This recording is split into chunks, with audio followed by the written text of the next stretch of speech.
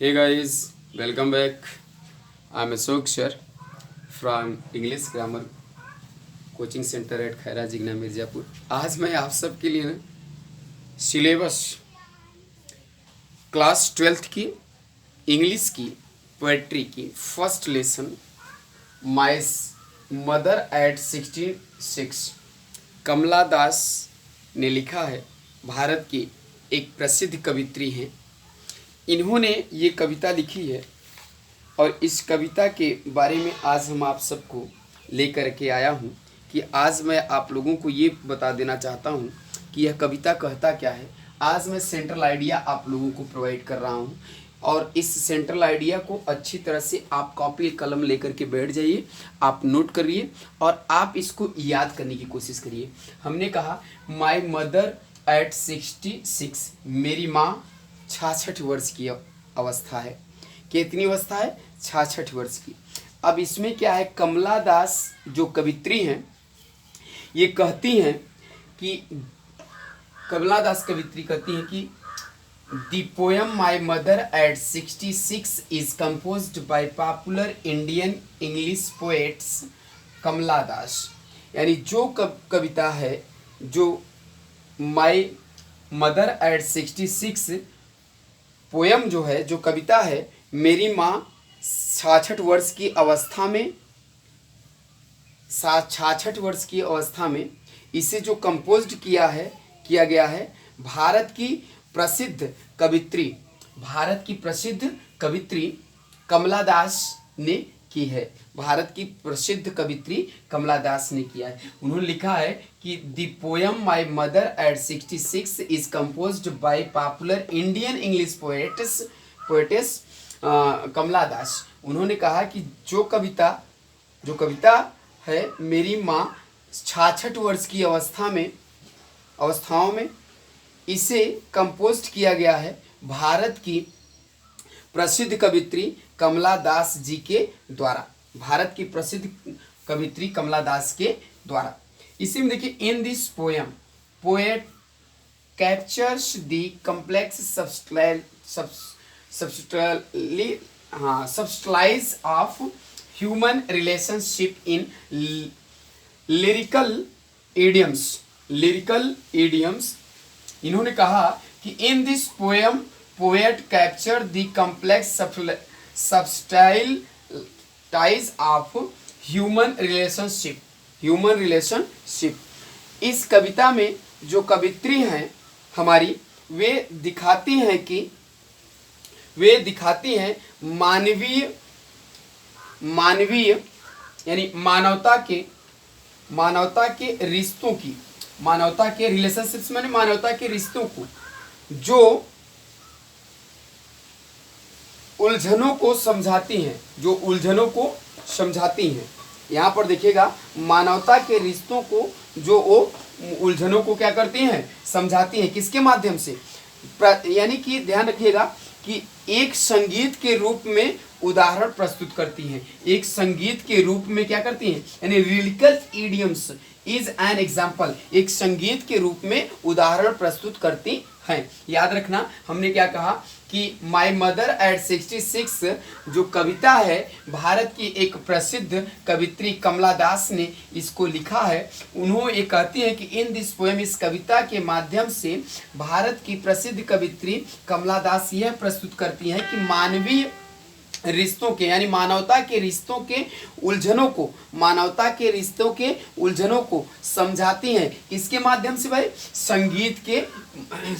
एक संगीत रूपी माध्यम से उदाहरण प्रस्तुत करती हैं। एक संगीत रूपी माध्यम से एक संगीत रूपी उदाहरण प्रस्तुत करती हैं। और कहती क्या है, ध्यान रखिएगा कि ageing is a natural process for all living things. तो यहाँ पर देखिए कह रही हैं कि जो यहाँ पर है कि प्रत्येक सजीव के लिए, लिविंग थिंग्स माने प्रत्येक सजीव, यानी कि प्रत्येक सजीव के लिए वृद्धा अवस्था है। यह एक प्राकृतिक प्रक्रिया है। प्रत्येक सजीव के लिए जो वृद्धा अवस्था है यह एक प्राकृतिक प्रक्रिया है। यह एक प्राकृतिक प्रक्रिया है। इसी में कहती हैं कि my mother at 66 is based on the theme of advancing age, and poet also expressed her grief for fear। grief for fear ये कहती हैं कि और जो माई मदर एट 66 जो कविता है यह वृद्धा अवस्था की वह वृद्धा अवस्था पर आधारित है। Based on the mean theme of, theme means आधारित होना। तो ध्यान रखिए कह रहे हैं कि my mother at 66 is based on the theme of advancing as. कह रही है कि माई मदर एट 66 जो कविता है यह वृद्धा अवस्था पर आधारित है। और जो यहीं पर और जो कवित्री हैं हमारी यानी कमला दास ने अपने दुखों को प्रदर्शित करते हुए अपने दुखों को प्रदर्शित करती हैं, यानी कि हर ग्रीफ अपने दुखों को प्रदर्शित करती हैं। तो यहाँ तक तो आपको समझ में आ गया होगा। अब मैं आगे की कविता को आगे की क्या कहते हैं सेंट्रल आइडिया को कंप्लीट करता हूँ कि जो आगे की ये जो सेंट्रल आइडिया है क्या कहता है इसको देखिएगा। माय डियर स्टूडेंट, मैं सारी पोयम को लिख दे रहा हूँ ताकि आप न इसको अच्छी तरह से नोट कर लिए और इसको उतारने का प्रयास करिए ताकि आप लोगों का अच्छी तरह से याद। ये बिल्कुल न्यू चैप्टर है क्लास 12th के लिए, इसलिए मैंने कविता को यहाँ पर एक साथ आप लोगों को लिख दिया हूँ, है ना। अब आप लोग समझिएगा यहीं पे कि हमने लिखा क्या, फियर। फियर तक की बातें किया, उसी में देखिएगा उसी में कि आप लॉस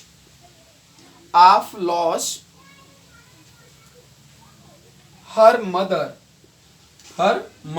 अब यहीं पे कह रहा है कवित्री जी कहती हैं कि यानी ये जो कविता है यानी कवित्री कमला दास जी ने अपने दुख को प्रदर्शित करती हैं और जो उनका दुख है वो क्या है, ये अपनी माँ को खो देने की है, यानी कि लॉस माने खोना, अपनी माँ को खो देने की है। इसी में देखिएगा it is also a emotional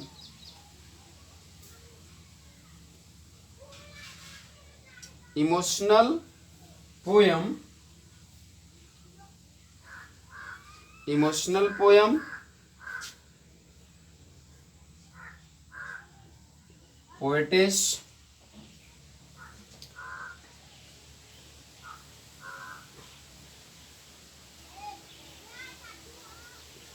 undergoes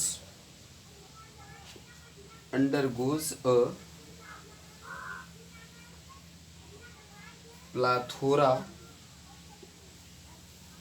प्लाथोरा means होता है माय डियर स्टूडेंट भावनाओं की ढेर, प्लाथोरा ऑफ इमोशंस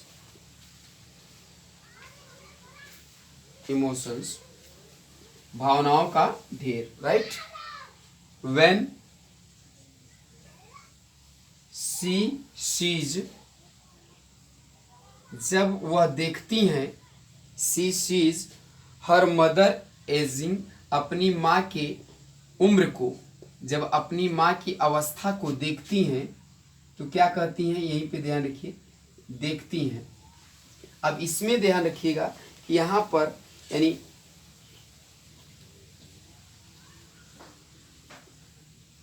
पोएटेस कंपेयर्ड, यहाँ पर कवित्री जी अपनी माँ की उम्र का कंपेयर जो है किससे कर रही है, ध्यान रखिए, her mother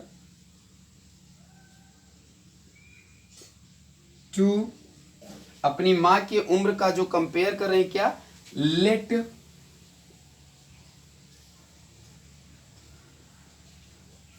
winters moon, clear, late winter's moon is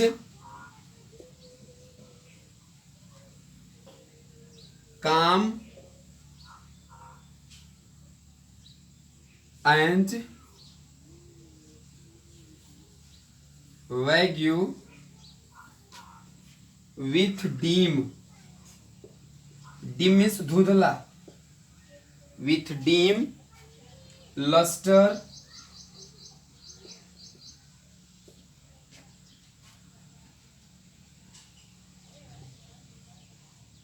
it loses its power,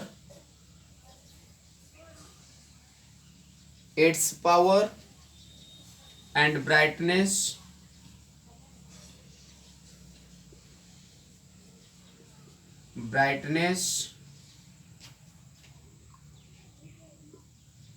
by this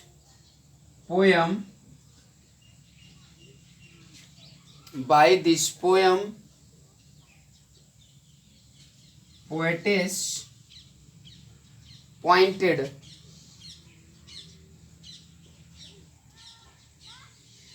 a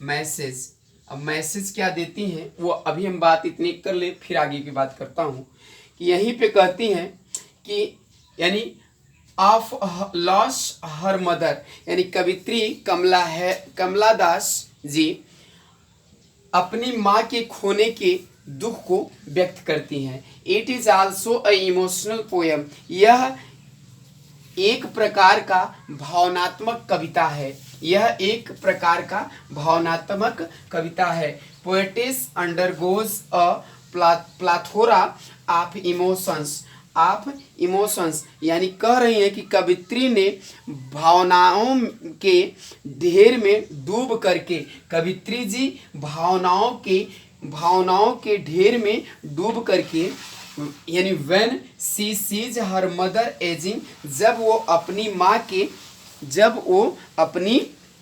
माँ के उम्र को देखती हैं तो वे उनकी वृद्धा अवस्था को, जो कवित्री कमला जी अपनी माँ की तुलना, यानी कि poetess compared her mother to, जो कवित्री अपनी माँ की तुलना लेट विंटर्स मून, कवित्री अपनी माँ की तुलना जो है शीत ऋतु की चंद्रमा से करती हैं। शीत ऋतु के चंद्रमा से, विंटर्स में शीत ऋतु, तो शीत ऋतु के चंद्रमा से करते हैं। Is calm and vague with dim lustre, यानी क्योंकि जो शीत ऋतु का चंद्रमा होता है वो बिल्कुल शांत और अत्यधिक धुंधला होता है। डिम मीन्स क्या होता है? धुंधला। तो अत्यधिक क्या होता है? धुंधला होता है। It losses it's power and brightness, यही कह रही कि यह अपनी शक्ति और चमक को खो देता है। जो अपनी शक्ति और चमक को खो देता है वो इस प्रकार से अपनी कविता को क्या कहते हैं? एक्सप्रेस करती है। उसी में कहती है कि by this poem poetess pointed a message, कवित्री इस पोएम के माध्यम से एक मैसेज से इशारा करती हैं, एक संदेश से इशारा करती हैं और कहती हैं, क्या कहती हैं? माय डियर स्टूडेंट, आप सबको मैं पूरी तरह से दिखा देता हूं कि ताकि आप लोग इसको अच्छी तरह से नोट कर लीजिए और जो न समझ में आए उसको आप समझने का प्रयास करिए। क्या कहती हैं? कह रहा है, इसमें कह रही है my dear student, my mother में कह रही है यहीं पे कवित्री जी कि बाय दिस पोएम, इस कविता के माध्यम से, बाय दिस पोएम, इस कविता के माध्यम से पोएटेस यानी कवित्री जी, पोएटेस कवित्री जी क्या कहती हैं? कवित्री कमला दास जी क्या कहती हैं? एक पॉइंटेड मीन्स होता है कि इसके माध्यम से एक मैसेज दे रही है। क्या दे रही है? मैसेज का मतलब संदेश, और वो सबके लिए संदेश है। क्या संदेश है कि ध्यान रखिएगा, यही लिख रही हैं कि हैव यू एवर थॉट, क्या आपने कभी विचार किया है कि क्या आपने कभी विचार किया है कि what our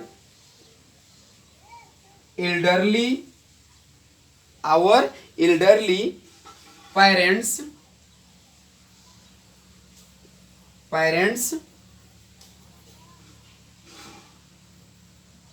experts from us। अब ध्यान रखिएगा, इसमें करा है फ्रॉम अस। अब यहीं पे ये पॉइंट बेहद इंपॉर्टेंट है my dear student.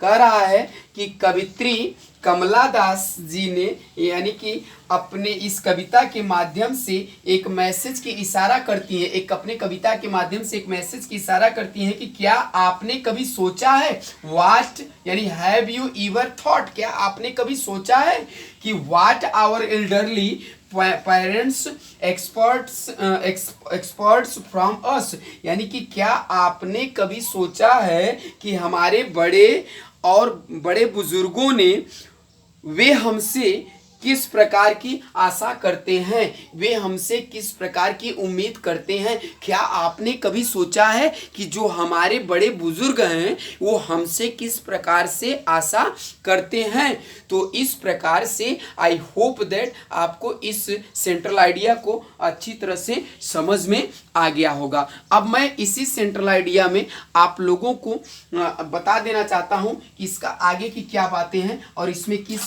Figure of speech का प्रयोग किया गया है, यह भी आप नोट करने का प्रयास करेंगे माय डियर स्टूडेंट।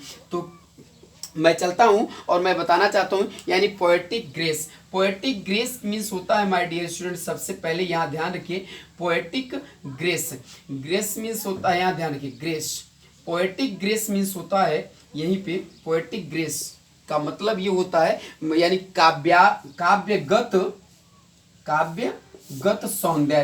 काव्यगत सौंदर्य, इसकी सौंदर्य जो है वो देखिएगा जरा सा, काव्यगत सौंदर्य यानी इसकी काव्यगत सौंदर्य क्या है ये जरा सा समझना है हमको। क्लियर? तो सबसे पहला तो ध्यान रखना है कि ये कविता जो है यानी it is emotional, an emotional क्या है, एन इमोशनल पोयम, यह जो है भावनात्मक कविता रही। कैसी रही? भावनात्मक कविता रही।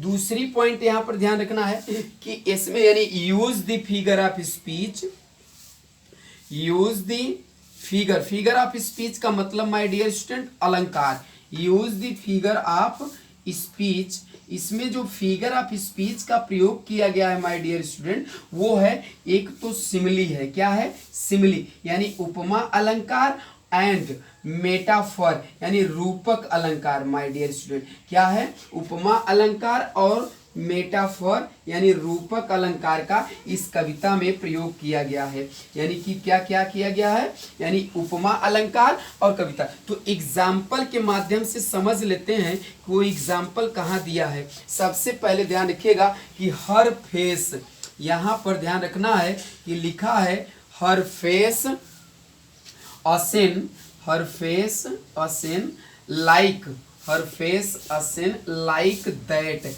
इस कविता में ध्यान रखिए यहाँ पर जो है सिमिली है, क्या है? सिमिली का प्रयोग किया गया है माय डियर स्टूडेंट। तो जिस पोयम में लाइक का प्रयोग किया गया हो वह पोयम सिमिली अलंकार कहलाता है, यानी कि उपमा अलंकार कहलाता है। दूसरा यहाँ पोयम दिया है माय डियर स्टूडेंट की द मर्सी, क्या है? द मर्सी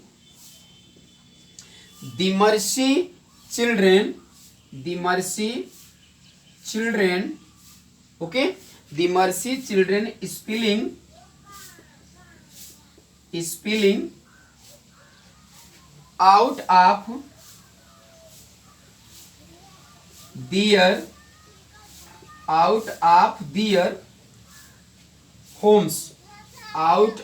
their homes, इसमें जो है मेटाफर का प्रयोग किया गया है। किसका प्रयोग किया गया है? मेटाफर का। तो आई होप दैट आपको ये सारे टॉपिक अच्छी तरह से समझ में आ गए होंगे माय डियर स्टूडेंट। हमने कहा कि पोएटिक ग्रेस में जो है काव्यगत जो सौंदर्य की वर्णन किया गया है, जो विवेचना की गई है, जो डिस्क्रिप्शन लिखा गया है, जो क्रिएट किया गया है, वो क्या किया गया है? It is an emotional poem. यह कविता भावनात्मक कविता पर आधारित थी। आगे है कि use the figure of speech, इसमें जो अलंकार का प्रयोग किया गया है वो सिमिली है, मेटाफर है। दूसरी बात यहाँ ध्यान के कि हर फेस असन लाइक दैट सिमिली, इसमें सिमिली का प्रयोग किया गया है। जहां लाइक आ जाए, जहां एज डॉट डॉट एज आ जाए, जहां सो डॉट डॉट एज आ जाए, वहां सच एज आ जाए, वहां पर ध्यान रखना है कि सिमिली अलंकार होता है। और the mercy children spelling out of their homes, यहां पर माय डियर स्टूडेंट मेटाफर का प्रयोग किया गया है। इस प्रकार के यानी कि आपको समझ में आ गया होगा कि रूपक अलंकार कहते हैं। तो आई होप दैट आपको पहला चैप्टर माय मदर एट 66, ये कमला दास जो कवित्री हैं हमारे इंडिया की, इनके माध्यम से यह कविता लिखी गई थी। आपको इसकी सेंट्रल आइडिया अच्छी तरह से समझ में आ गया होगा। मैं उम्मीद करता हूं कि आप जरूर अपने कमेंट बॉक्स पे कमेंट करेंगे और लाइक करेंगे और सब्सक्राइब करेंगे और बेल आइकन को जरूर दबाएंगे। और मैं उम्मीद करता हूं कि इस कविता को उन विद्यार्थियों तक जरूर प्रोवाइड करिएगा जो 2022 में बोर्ड एग्जाम में बैठेंगे। तो आज के लिए बस इतना ही। Thank you, best of luck.